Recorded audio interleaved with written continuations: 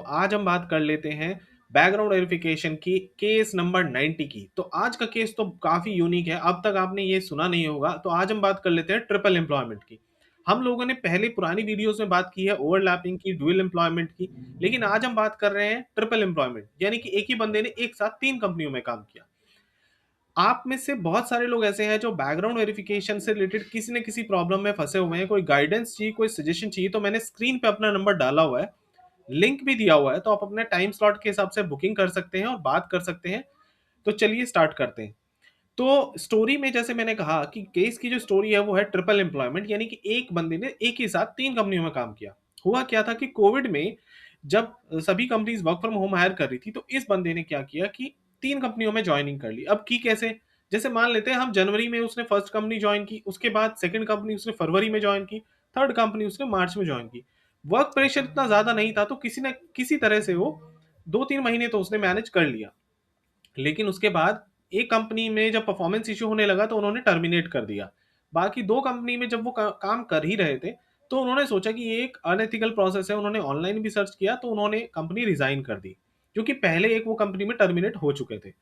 अब वो जो फर्स्ट कंपनी थी, उसमें उन्होंने कंटिन्यू किया और उस कंपनी में कंटिन्यू करते-करते उनको 4-5 साल हो गए हैं। उनका ग्रेजुएटी भी बन गया है। तो अब उनको लग रहा है कि अगर वो किसी दूसरी कंपनी में जॉइनिंग के लिए जाते हैं, तो उनकी ये जो 2 कंपनी है, क्योंकि उनकी भी पीएफ हिस्ट्री क्रिएट हो गई है, वो कंपनी वो रिज्यूमे में हाइड करें या बताएं क्या करें। तो हम सभी के साथ ये कंफ्यूजन होता है, अगर किसी का ड्यूअल एम्प्लॉयमेंट हो गया है, तो अब मैं आगे क्या करूं? देखिए, अगर आपका ड्यूअल एम्प्लॉयमेंट हो गया है और इस तरह की सिचुएशन में आप हैं, जैसे उसका 4-5 साल का एक्सपीरियंस है, तो एज ए रिक्रूटर अगर मैं अपनी बात करूं, तो मैं सबसे पहले ये देखूंगा कि कैंडिडेट का जो रीसेंट कंपनी में एक्सपीरियंस है वो कितना है, यानी कि वो कितना स्टेबल है। स्टेबल इन द सेंस ये कह सकते हैं कि उसका टेन्योर वहां पे कितना है। अगर वो शॉर्ट टेन्योर में उसने पिछले 4-5 साल में फिर से 3-4 कंपनी चेंज कर ली, तो मेरे लिए वो ट्रस्टेबल कैंडिडेट नहीं होगा। लेकिन अगर उसका टेन्योर अच्छा खासा है, 3-4 साल का एक्सपीरियंस है एक ही कंपनी में, तो मैं उसके ऊपर ट्रस्ट कर सकता हूँ। देखिए, बहुत सारी कंपनीज ऐसी हैं जिनके प्रोजेक्ट क्रिटिकल होते हैं। मेजरली अगर मैं आईटी कंपनीज की बात करूं, जहां पे कुछ स्किल सेट ऐसे होते हैं जिसमें उनको सही कैंडिडेट नहीं मिल रहा होता, या फिर उनको उस लोकेशन पे वो कैंडिडेट उस स्किल सेट पे नहीं मिल रहा होता। तो उस केस में क्या करते हैं वो, इस तरह की प्रॉब्लम्स को कंसिडर कर लेते हैं, स्पेशल अप्रूवल लेके अपनी टीम से। बट आप लोगों को ये भी बात समझनी होगी कि अगर मैं इन्फॉर्मेशन हाइड करके किसी कंपनी में जाऊंगा, तो एचआर के पास बहुत सारे मैकेनिज्म है जिससे वो पता कर सकता है कि आपका ड्यूल एम्प्लॉयमेंट है या नहीं। जैसे कि आपका यूएन से। अब यूएन से भी हर कंपनी चेक नहीं करती। बहुत सारी कंपनीज ऐसी है जो अभी भी मैनुअल बीजीवी पे चलती हैं, जहां पे आप डॉक्यूमेंट स्कैन करके अपलोड करते हैं। लेकिन जहां पे ऑटोमेटेड बीजीवी है, वहां तो यूएन से आप इजीली फाइंड आउट कर सकते हो। उसके बाद आपका बैंक स्टेटमेंट भी ले सकते हैं। अब बैंक स्टेटमेंट, कुछ लोगों के पुराने बैंक बंद हो जाते हैं, तो ड्यूल एम्प्लॉयमेंट फाइंड आउट करना वहां भी प्रॉब्लम है। उसके बाद क्या करते हैं, आपका फॉर्म 16 ले सकते हैं 4-5 साल के। आपका फॉर्म 26 एस मांग सकती है कंपनी। तो बहुत सारी चीजें ऐसी हैं जिससे वो ट्रैक कर सकते हैं कि आपका ये ड्यूअल एम्प्लॉयमेंट था या क्या था। तो इस इंफॉर्मेशन को हाइड करने से बेटर यही है कि आप एचआर को पहले ही क्लियरली बता दें, तो उसको क्लैरिटी रहती है। तो वो भी आपको हेल्प करने की ही कोशिश करता है, क्योंकि उसको आपको हायर करना है। लेकिन मेरी हायरिंग तभी होगी जब मेरे स्किल सेट बहुत स्ट्रांग होंगे, मैं बाकी कैंडिडेट से इंटरव्यू में अच्छा परफॉर्म किया होगा, या मेरी रेटिंग इंटरव्यू में अच्छी होगी। कभी कभी क्या होता है कि कैंडिडेट की रेटिंग स्किल सेट बहुत अच्छी है, लेकिन बीजीवी के प्रॉब्लम की वजह से इस रिक्रूटर उसको हायर नहीं करता। फिर रिक्रूटर को वो बंदा हायर करना पड़ता है जिसकी स्किल सेट पे कम मार्क्स आए होंगे इंटरव्यू में, या उसकी रेटिंग उतनी अच्छी नहीं रही होगी। तो रिक्रूटर भी अच्छे कैंडिडेट को ही हायर करना चाहता है। लेकिन आप लोगों को भी समझना होगा कि बैकग्राउंड वेरिफिकेशन में डॉक्यूमेंट्स का और बीजीवी का इंपॉर्टेंस इतना ज्यादा है आजकल ज्वाइनिंग में, कि अगर मैं किसी कंपनी में ज्वाइनिंग कर रहा हूँ और मेरा बीजीवी ठीक नहीं है, तो मुझे जॉब मिलना बहुत मुश्किल हो जाता है आगे आने वाले टाइम में। और ये आज ही की बात नहीं है। मान लेते हैं मैं एक मिडिल क्लास आदमी हूँ, मैं जॉब कर रहा हूँ। ऑब्वियसली हम मिडिल क्लास लोग ही जॉब करते हैं। जिसके पास पैसे हैं वो तो अपना खुद का बिजनेस कर ही सकता है। तो मैं तो ये एज्यूम करके चलता हूँ कि अगर एक बंदा अभी जॉब स्टार्ट करता है या अभी इनिशियल स्टेजेस में है, तो कम से कम 20-25 साल तो वो जॉब करेगा ही। तो आपको सबसे पहले यही ध्यान रखना है। पहली बात तो आपको बहुत सारी कंपनीज में या एक ड्यूअल एम्प्लॉयमेंट या ओवरलैपिंग नहीं करना है। देखिए, ओवरलैपिंग तो गलती से हो जाता है, वो ह्यूमन एरर हो सकता है, वो सॉफ्टवेयर एरर भी हो सकता है। लेकिन ड्यूअल एम्प्लॉयमेंट तो मैं इंटेंशनली कर रहा हूँ ना। बट मुझे ऐसा लगता है पिछले 2-3 सालों में तो लोग ड्यूअल एम्प्लॉयमेंट नहीं कर पा रहे हैं। जिन्होंने भी किया है वो कोविड के टाइम पे ही ड्यूअल एम्प्लॉयमेंट हुआ है, क्योंकि उस टाइम में लोग वर्क फ्रॉम होम ज्यादा कर रहे थे। और जो लोग अभी भी वर्क फ्रॉम होम कर रहे हैं, तो अभी ऐसे मैकेनिज्म है कि अभी भी लोग ड्यूअल एम्प्लॉयमेंट नहीं कर पाते। हालांकि एक अनएथिकल प्रोसेस है, बट अगर किसी ने कर लिया तो इसका मतलब ये नहीं कि उसको लाइफ टाइम जॉब नहीं मिलेगी। जॉब तो उसको मिलेगी, बट हो सकता है उतनी अच्छी जॉब ना मिले, उतनी अच्छी कंपनी में ना मिले, किसी लोअर साइज कंपनी में जाना पड़े, किसी स्टार्टअप में जाना पड़े, जॉब तो मिल जाएगी। मैं आप लोगों को जिनके ड्यूल एम्प्लॉयमेंट हो गए हैं, मैं उनको यही सजेस्ट करता हूँ कि प्लीज आप अपना किसी भी फ्रेंड से गाइडेंस ना लें, क्योंकि अभी तक आप उन फ्रेंड्स की गाइडेंस ले रहे थे जिनको उसके बारे में कुछ नहीं पता।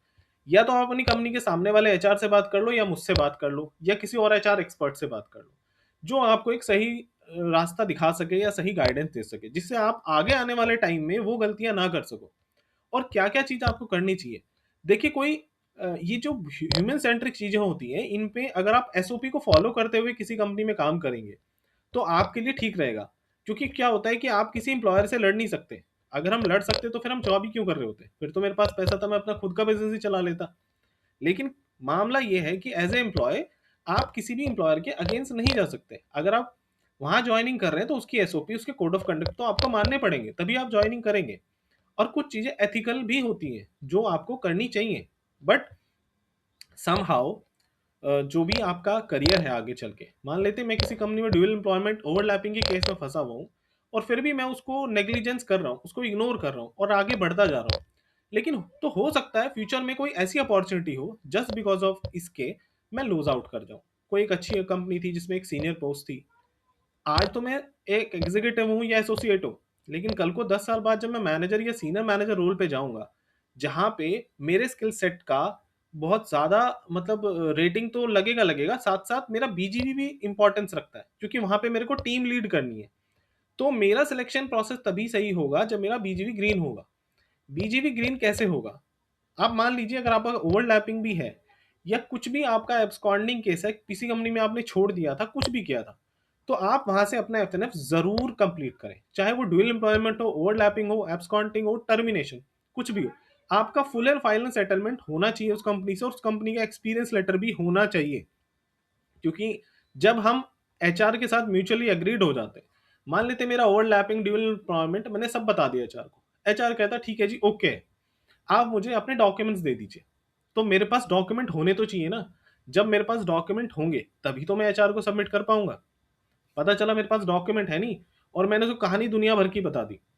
अब वो कहेगा यार ये बंदा तो बोल कुछ और रहा था, डॉक्यूमेंट इसके पास एक नहीं है। कुछ ना कुछ इसने गड़बड़ जरूर की होगी पुरानी कंपनी में। क्योंकि कुछ लोग क्या करते हैं, मेरी 30th को सैलरी आई, 31st को छोड़ के रिजाइन डाल के मैं चला गया। तो प्रॉब्लम तो मैं अपने लिए खड़ी कर रहा हूँ ना, किसी और के लिए नहीं कर रहा। तो मेक श्योर आपका एफएनएफ सेटलमेंट कंप्लीट हो पुरानी कंपनी से, उसके बाद ही आप सामने वाली कंपनी को अपने बारे में, अगर कोई प्रॉब्लम है आपके बीच में, तो एक्सप्लेनेशन करना चाहिए। क्योंकि अगर मैं कोई जस्टिफिकेशन दे रहा हूं तो मेरे पास सपोर्टिंग डॉक्यूमेंट होने चाहिए, चाहे वो बैंक स्टेटमेंट हो, चाहे वो एक्सपीरियंस लेटर हो, चाहे वो रेसिग्नेशन हो, चाहे कुछ भी हो। अपना अपॉइंटमेंट लेटर जरूर पढ़ें कोई भी रेजिग्नेशन करने से पहले। अगर आपको लग रहा है ना मैं एब्सकॉन्डिंग होने का मन हो रहा है, बहुत सारे लोग अपने अर्ली स्टेज में एब्सकॉन्ड हो जाते हैं, छोड़ देते हैं ऐसी कंपनी, वो भी प्लीज अपना अपन लेटर पढ़ ले। क्योंकि एफएनएफ क्लोज करना बहुत जरूरी है। मान लेते हैं आज तो मैंने किसी कंपनी में छोड़ दिया, कल कोई 5-10 साल बाद उस कंपनी में कोई अच्छी ओपनिंग है और मैं उसके लिए बिल्कुल परफेक्ट फिट हूँ, अगर मेरा वो एफएनएफ स्टेटमेंट कंप्लीट नहीं होगा पुराना सेटलमेंट, तो मैं उसमें अप्लाई नहीं कर पाऊंगा। और अगर अप्लाई भी करूंगा तो मेरा प्रोफाइल रिजेक्ट हो जाएगा। तो ऐसा हो जाता है। हम हमेशा यही सोचते हैं कि यार इस कंपनी में तो मुझे अब काम नहीं करना, वर्क कल्चर खराब है, छोड़ देता हूँ। लेकिन हमें नहीं पता आगे चल के क्या प्रॉब्लम आने वाली है। हो सकता है हमें पुरानी कंपनी में वापस ज्वाइनिंग रीज्वाइनिंग करना पड़े, बट वो तभी तो कर पाएंगे ना जब आपका एफएनएफ और ये सारी चीजें सेट मतलब सेटल्ड होंगी। तो ये चीजें सॉर्टेड होनी चाहिए। बाकी रही बात ड्यूअल एम्प्लॉयमेंट और ओवरलैपिंग की, देखिए वो चीजें, ड्यूअल एम्प्लॉयमेंट तो आपके कंट्रोल में है, अगर आप चाहें तो कर लें, ना चाहें तो ना करें। और ओवरलैपिंग आपके कंट्रोल में नहीं है, तो जो चीज कंट्रोल में नहीं है उसमें ज्यादा दिमाग लगाने की जरूरत नहीं है। आप किसी एचआर एक्सपर्ट से बात करें, या मुझसे बात कर लीजिए, या सामने वाली कंपनी के एचआर से बात कर लीजिए। आप अगर अपनी कंपनी के एचआर से बात कर लेंगे तब भी वो आपको सही ही गाइड करेगा, जिससे आप अपने आगे आने वाले टाइम में जो प्रॉब्लम्स आने वाली है उनको अवॉइड करके आगे बढ़ सके। क्योंकि आपका फोकस आपके स्किल सेट पे होना चाहिए, रादर देन इन बीजीवी वाली चीजों पे। क्योंकि इंटरव्यू का 80% टाइम जो है वो आपका होना चाहिए आपकी इंटरव्यूज की चीजों पे। सो आई होप ये वीडियो आपको अच्छा लगा होगा। लाइक शेयर कमेंट जरूर करें। एंड कोई सजेशन हो तो प्लीज़ कमेंट बॉक्स में ज़रूर लिखें। मैंने स्क्रीन पे अपना नंबर डाला हुआ है, उस पे भी आप चैट करके बात कर सकते हैं, बट वो पेड होगा। तो आई होप ये वीडियो आपको अच्छा लगा होगा, and best of luck. Thank you so much.